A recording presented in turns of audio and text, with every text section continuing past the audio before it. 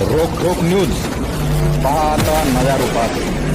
दिल वही सोच नाही. संपादक मकरंद साठे. तर आपण काय बोलाल त्याबद्दल? काय आता माझं सगळं घर पाडलेलं आहे.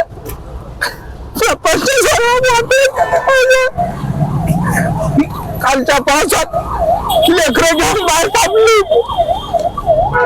न्यूज चॅनल मध्ये आपलं सहर्ष स्वागत. आज आपण पंढरपूर पंचायत समिती येथे आलेलो आहोत. तर पंढरपूर पंचायत समितीचे बहुजन समता पार्टी दलित महासंघ यांच्या वतीने बेमुदत धरणे आंदोलन सुरू आहे. तर आज आपण बहुजन समता पार्टीचे जिल्हाध्यक्ष सोलापूर जिल्हाध्यक्ष खिलारे साहेब यांच्याशी चर्चा करू. नमस्कार, मी पांडुरंग खिलारे, बहुजन समता पार्टी जिल्हाध्यक्ष सोलापूर. आज पंचायत समितीच्या आवारामध्ये माननीय गट विकास अधिकारी यांना निवेदन देऊन या ठिकाणी आम्ही बेमुदत धरणे आंदोलनाला बसलो आहोत. गेल्या 5-6 दिवसाखाली सोमवार दिनांक 13/4/2024 रोजी मौजे गादेगाव येथील श्री अनिल चंद्रहार कुचेकर या व्यक्तीचं ग्रामपंचायत अधिकारी, ग्रामसेवक आणि तिथले जे काही संबंधित अधिकारी यांनी JCBच्या साह्यानं त्यांच्या घराची अक्षरशः मोडतोड केलेली आहे. आणि त्या मोडतोडीमध्ये घरातल्या सगळ्या वस्तू चकाचूर केलेल्या आहेत. तुम्हाला या कॅमेऱ्यामध्ये इथं समोर दिसतील.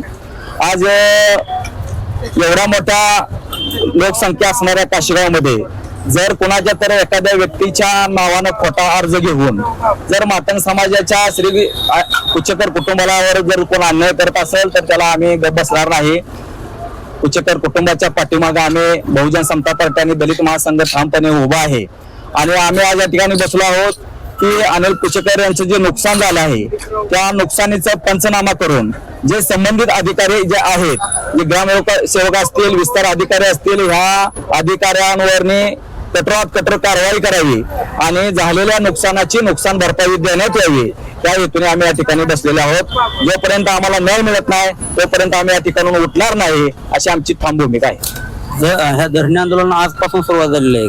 आजपासून या ठिकाणी बेमुदत धरणे आंदोलन आम्ही सुरू केलेलं आहे. जोपर्यंत आम्हाला न्याय मिळत नाही, श्री कुचेकर कुटुंबाला न्याय मिळत नाही तोपर्यंत आम्ही या ठिकाणी उठणार नाही. जे नगरसेवक हे या आंदोलनाच्या ठिकाणी आलेले आहेत त्यांच्याही प्रतिक्रिया आपण जाणून घेऊया. नमस्कार.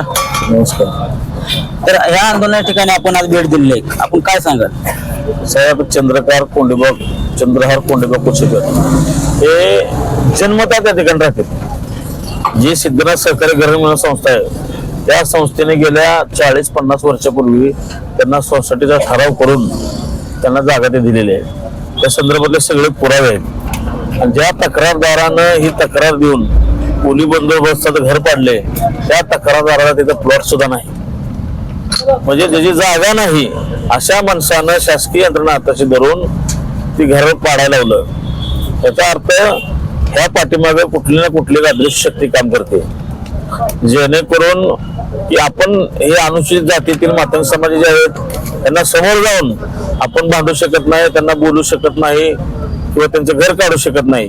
तर अनुसूचित जातीतल्याच एका माणसाला उठवून बसवून त्याला तक्रार द्यायला लावून सगळी शासकीय यंत्रणा कामाला लावून त्याचं घर पाडण्याचा महापाप तिथला स्थानिक जे ग्रामसेवक आहे भुजबळ, तिथला विस्तार अधिकारी रखटे आणि तो तक्रारदार, तसेच ग्रामपंचायत क्लार्क ती वाघमारे एक आहे आणि पद्माकर बागल, अजून बाळू कुठे गेले ते माझं कुठे आहे, रवी पाटील, पद्माकर बागल, समाधान नागणे ही त्या पाठीमागे सूत्रधार आहेत.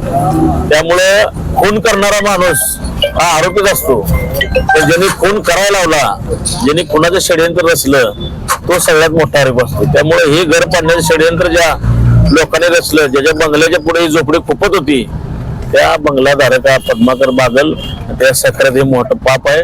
पद्माकर बागल आणि त्यांच्या सगळ्या सहकार्यावर अनुसूचित जाती जमाती अन्याय प्रतिबंधक कायद्यान्वये जोपर्यंत गुन्हा दाखल होत नाही, ही फक्त नॉमिनल आंदोलन आहे.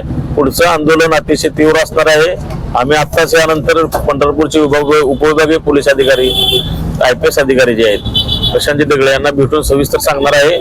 यांना तर आरोपी कराच, पण ज्यांनी चुकीच्या माहितीच्या आधारे शासकीय यंत्रणा कामाला लावून जे घर पाडलं इथले विस्तार अधिकारी असतील किंवा तिथला ग्रामसेवक असेल, क्लार्क असेल, यांनाही त्या ठिकाणी सहआरोपी करून आज ज्यांचा संसार उघड्यावर आला ज्यांचं इतकं मोठं नुकसान झालं, सगळे शाळेचे डॉक्युमेंट असतील, त्यांचे महत्वाचे कागदपत्र असतील, JCBने पाडून अक्षरशः गुंडाळून ट्रॅक्टरमध्ये भरून नेण्याचं पाप या तिथल्या स्थानिक या सगळ्या गावगुंडांनी केलंय. त्यांचे मनसुबे कधी यशस्वी होऊ देणार नाही. त्यांचं षडयंत्र आम्ही सगळे समाजाचे बांधव उधळून लावल्याशिवाय राहणार नाही. आजचं जे आंदोलन केले दलित महासंघ, बहुजन पार्टी, या सगळ्या सरकारनं माझी विनंती आहे की आपण सगळे मिळून, मी तर तुमच्या सोबतच आहे, आपण सगळे मिळून कुचेकर कुटुंब पाठीपाशी उभं राहू आणि पद्मकर बागल याला 1 नंबर आरोपी केल्याशिवाय आम्ही स्वस्थ बसणार नाही. माझे रणदिवे गेली अनेक वर्ष ज्या प्लॉट मध्ये कुचेकर राहत होते, गेली 30-40 वर्षापासून ती त्या जागेमध्ये राहत असताना देखील अतिक्रमण म्हणून त्यांनी उद्ध्वस्त केलं.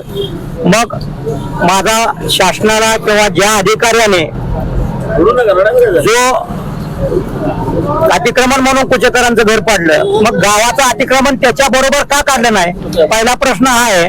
आणि दुसरी, गेले 40 वर्षापासून आज तागायत पंचायत समिती असो किंवा तहसील कार्यालय असो किंवा प्रशासन असो, आजपर्यंत गप्प का होतं?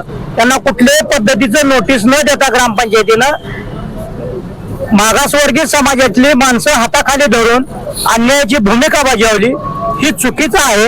आणि अशा या विस्तार अधिकारी आणि तिथले गावगुंड जे कोण आहेत, बागल आणि पाटील, या दोघांनी मिळून जे षडयंत्र रचलेलं आहे, एका मागासवर्गीय मातंग समाजावर मागासवर्गीयचाच अर्ज घेऊन त्याच्यावर अन्याय अत्याचार केला, त्याच्यावर खऱ्या अर्थानं गुन्हा पाटील आणि बागल यांच्यावर झाला पाहिजे.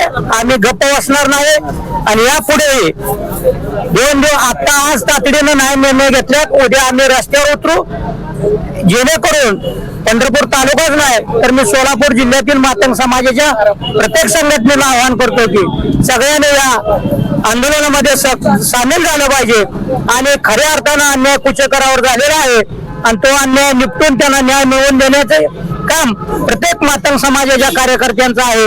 आणि जोपर्यंत विस्तार अधिकारी आणि गट विकास अधिकारी यांच्यावर गुन्हा दाखल होत नाही तोपर्यंत आम्ही गप्प बसणार नाही, एवढी ग्वाही देतो. आणि यापुढे तीव्र आंदोलन केलं जाईल. तर आपल्यावरती अन्याय झाल्यामुळे आपण पंचायत समिती माहिती आलेलो आहोत, तर आपण काय बोलाल त्याबद्दल? काय आता माझं सगळं घर पाडलेलं आहे.